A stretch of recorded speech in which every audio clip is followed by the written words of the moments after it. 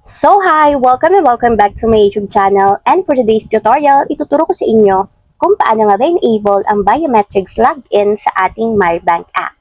But first, kindly subscribe to my channel and don't forget to hit the subscribe button and the bell to notify you for my new updates. And if you want to learn more, just keep on watching and let's start. So ayan guys, for today's video, i-open lang natin ang ating Maribank account or yung ating Maribank app. And ayan guys, pagka-open, para ma-enable ang ating biometrics login, itap nyo lang yung me na nandito sa lower right side para mapunta tayo sa pinakang profile ng ating account.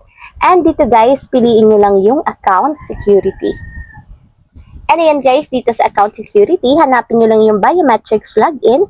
And kung makikita nyo dito sa right side, mayroong switch button. Ang gagawin nyo lang is itap nyo. And then lagay nyo lang yung inyong fingerprint para mascan yung ating fingerprint. And ayan guys, biometrics login successfully.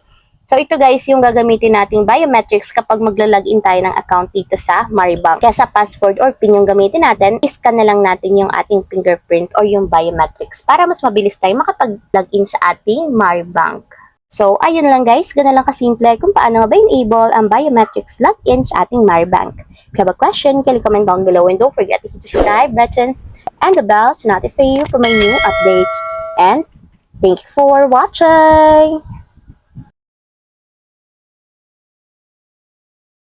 Living life, every day, late at night, not okay.